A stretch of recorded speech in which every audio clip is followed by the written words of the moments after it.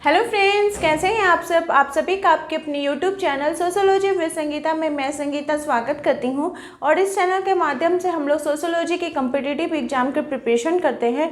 आपको इस चैनल में जो क्लासेस मिलती हैं उसमें हम लोग कवर कर रहे हैं Jharkhand ladies supervisor, Jharkhand CDPO, Bihar estate और BPSC, साथ ही साथ झारखंड सहायक आचार्य के सोशियोलॉजी के सिलेबस को। और आप लोगों को कवर करवाया जा रहा है जेट असिस्टेंट प्रोफेसर सोशियोलॉजी का सिलेबस को UGC नेट, क्योंकि UGC नेट और जेट का जो सिलेबस है वो सेम है। तो उसकी जो टाइमिंग है वो दोपहर के 3 बजे है। आप लोगों को क्लास कितनी हेल्पफुल लग रही है ज़रूर मुझे कमेंट करके आप लोग बताइए। क्या इस क्लास को कंटिन्यू रखा जाए, इसको भी आप लोग ज़रूर बताइए। क्योंकि देखिए, आपसे जो जुड़ने का मेरा माध्यम है वो कमेंट ही है। तो अगर आप लोग कमेंट नहीं करिएगा, आप लोग ये नहीं बताइएगा कि आप लोगों को क्लास कैसा लग रहा है, नहीं लग रहा है, क्या मैं जिस तरीके से आप लोगों को पढ़ा रही हूँ ये आप लोगों के लिए हेल्पफुल हो रहा है या इसमें मुझे और कुछ सुधार करना होगा, तो आप लोग ज़रूर कमेंट करके बताइए। और साथ ही साथ लाइक कीजिए। लाइक करने से क्या होता है कि मुझे भी पता चलता है कि हाँ, आप लोगों को वीडियो पसंद आ रही है। आज के क्लास में हम लोग डिस्कस करेंगे कार्ल मार्क्स से रिलेटेड टॉपिक को। और ये आपका यूनिट 1 का जो थर्ड थिंकर के बारे में बोला गया है, क्योंकि इसके पहले हम लोगों ने इमानुएल दुर्खिम और मैक्स वेबर का क्वेश्चन हम लोगों ने देख लिया था। मैक्स वेबर के क्लास में मैंने आप लोगों से एक क्वेश्चन पूछा था, ठीक है। तो उसमें जितने स्टूडेंट्स ने आंसर दिया है वो सभी ने उसको आंसर राइट नहीं दिया है, रॉन्ग ही आंसर दिया है। आप लोग एक बार वीडियो को देखिए और देखने के बाद मैंने क्या क्वेश्चन पूछा है उसको एक बार आप देखिए। उसके बाद फिर मैं नेक्स्ट क्लास में बताएंगे कि क्या उसका राइट आंसर होना चाहिए। और आज का जो क्वेश्चन रहेगा वो क्लास के लास्ट में मैं आपसे पूछूंगी, और जिनका भी पहले आंसर आएगा उनके मैसेज को मैं पिन भी करूंगी। और साथ ही साथ नेक्स्ट क्लास में उनके नेम को भी बताऊंगी, क्योंकि पिछले क्लास का जो किसी ने तो सही आंसर दिया नहीं, इसलिए मैं आज किसी का नेम नहीं ले रही हूँ। लेकिन अगर आप लोग कोशिश कीजिए सही आंसर देने का, ताकि मैं नेक्स्ट क्लास में आप लोगों का नेम को ले सकूँ। तो देखिए, आज का जो हमारा टॉपिक है वो है कार्ल मार्क्स। इनसे रिलेटेड हम लोग इम्पॉर्टेंट इनके बुक्स को देखेंगे, इनके थ्योरी को एक वे में देखेंगे कि कैसे उनका थ्योरी कौन कौन सा बोला जा रहा है। इसका जो टोटल आपका नोट्स है वो आपको PDF फॉर्मेट में, जो भी स्टूडेंट्स पेड ग्रुप से जुड़ेंगे जेट असिस्टेंट प्रोफेसर के लिए, उसका जो प्रोसेस है वो डिस्क्रिप्शन बॉक्स में दिया हुआ है, या फिर कॉन्टैक्ट नंबर पे आप मुझसे कॉन्टैक्ट करके पूरे नोट्स को, पूरे 10 यूनिट्स के नोट्स को, उनके जितने भी थिंकर्स है, कम से कम आपका 150 के थिंकर आ जाएंगे, वो सारा ही नोट्स आपको PDF फॉर्मेट में अवेलेबल हो जाएगा।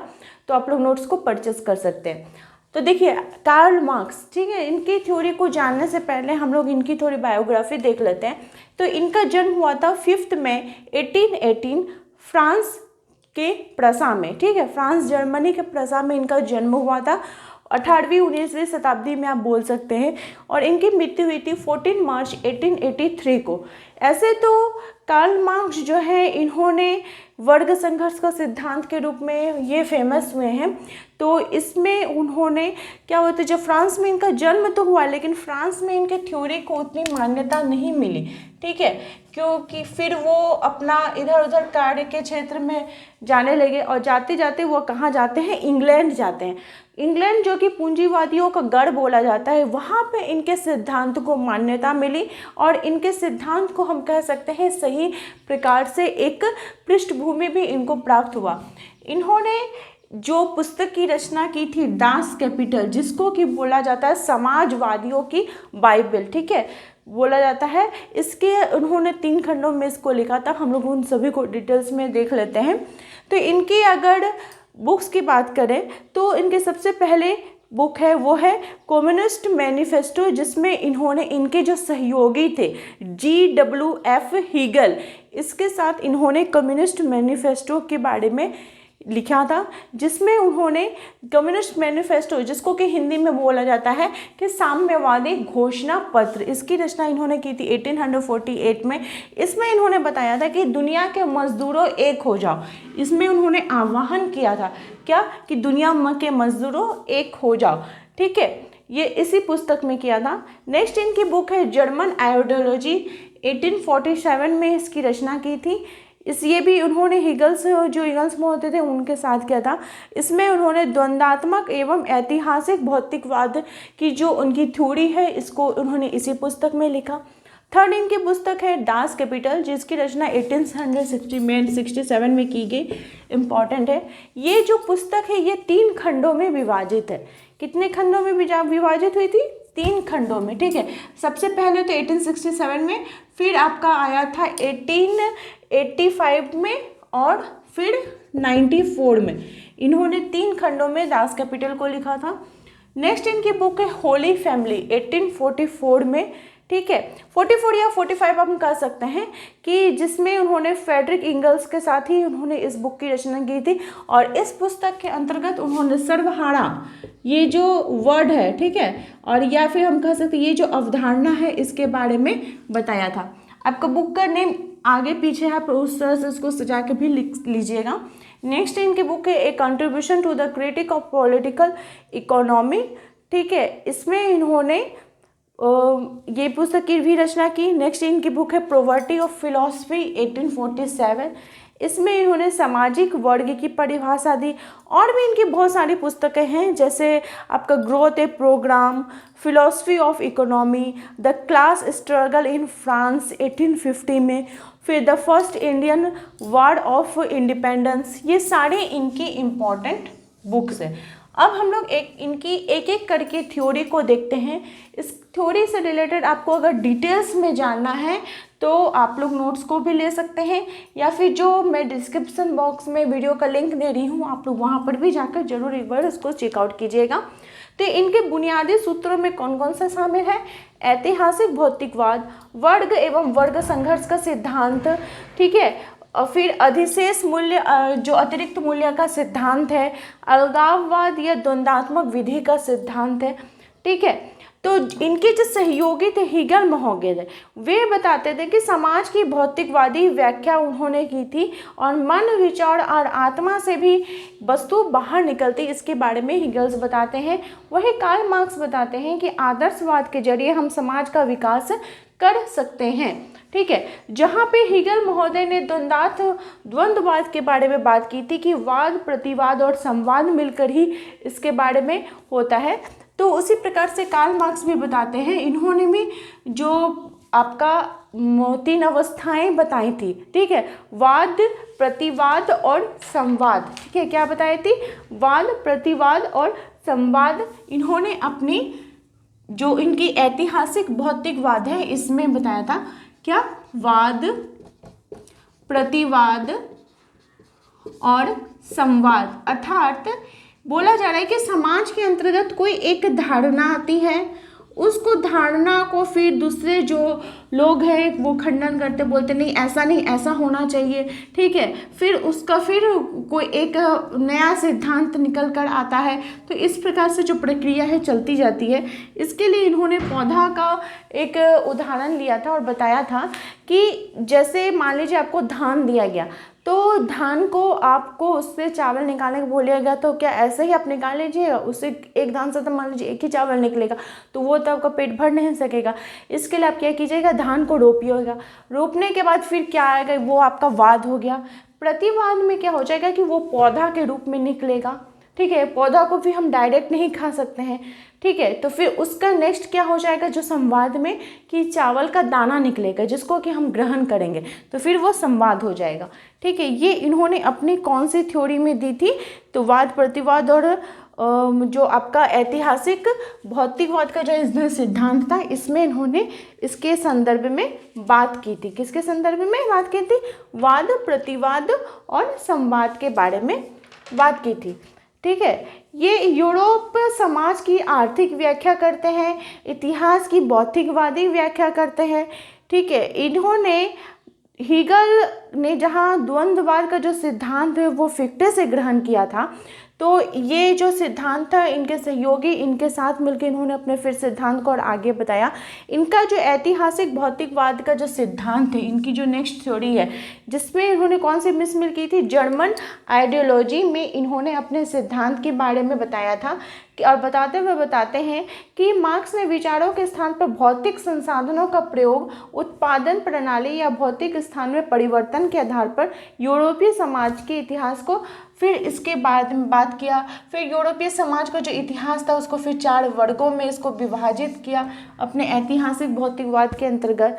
ठीक है, जैसे आपका हो गया आदिम साम्यवाद, दासत्व, सामंतवादी युग और पूंजीवादी युग, इसके द्वारा बोला गया था। इसीलिए बोला जाता है कि एक कथन भी है कि हीगल का जो द्वंद्ववाद का जो सिद्धांत था, जो कि सिर के बल खड़ा था, मैंने उसको सीधा कर दिया, अर्थात पैर के बल खड़ा कर दिया। ये किसने कहा था? तो कार्ल मार्क्स ने कहा था। इनका जो ऐतिहासिक भौतिकवाद का जो सिद्धांत है, इसमें वे बताते हैं, उन्होंने वर्ग को 2 भागों में बांटा। वे 2 वर्ग कौन कौन से थे? उत्पादनकर्ता और उपयोगकर्ता। उत्पादनकर्ता जिसको कि शोषित बोला जाता था, और उपयोगकर्ता जिसको कि शोषक बोला जाता था। जो ग्रहण कर रहा है, ठीक है, वो शोषक हो गया। तो इसमें वे बताते थे कि जो आदिम समाज, जो पहले का युग का समाज था, वहाँ पे द्वंद्व देखने में बहुत कम मिलता था, क्योंकि सभी लोग मिलकर एक साथ शिकार करने के लिए आते थे। जो कुछ भी वो शिकार करके लाते थे, वो परिवार के जितने भी सदस्य सब मिल बांट कर खा लेते थे। सबका श्रम था, जो जिसका था वो अपना काम करता था।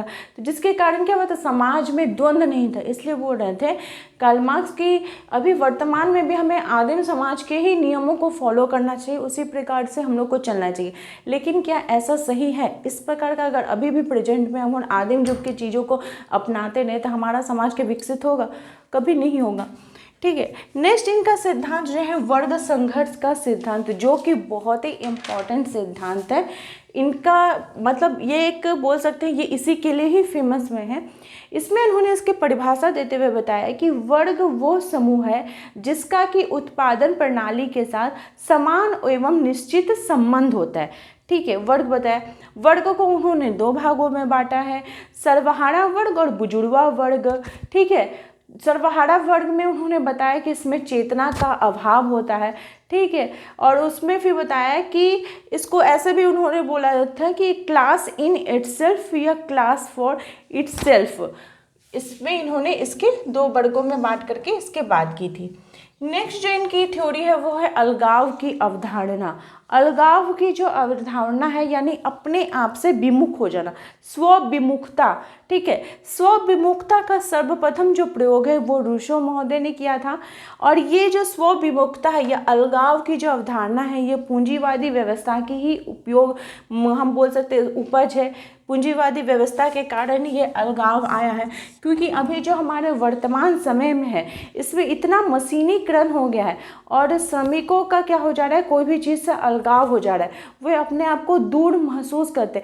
पहले कोई भी चीज़ का जब सृजन होता था, मान लीजिए कि जैसे ये एक पेन है, इस पेन को बनाने में कितने ही लोगों की मेहनत लगी होगी और सबका अलग अलग डिपार्टमेंट होगा। कोई कलर भरता होगा, ठीक है, कोई कैप लगाता होगा, कोई बॉडी लगाता, कोई प्रिंट करता होगा, तो सबका तो अलग अलग काम है। तो क्या जो एक वस्तु के ऊपर जैसे मिट्टी का जो घड़ा बनाता है कुम्हार, वो उसका पूरा जो मेहनत है वो उस मिट्टी के घड़े में रहता है, क्योंकि वो मिट्टी को सानता है, उस पे चाक पे बैठाता है, अपने मन के अनुसार वो उसका एक रूप ढालता है, फिर उसको फिर आग के भट्टी में पकाता है, तो वो उसके साथ उसका एक दिली लगाव हो जाता है। लेकिन जब आपका काम का बंटवारा हो जाएगा तो आपका जो एक दिली लगाव है कि हाँ ये चीज़ मेरी द्वारा बनाई गई, वो चीज़ नहीं रहेगा, आपका उस चीज़ से अलगाव हो जाएगा।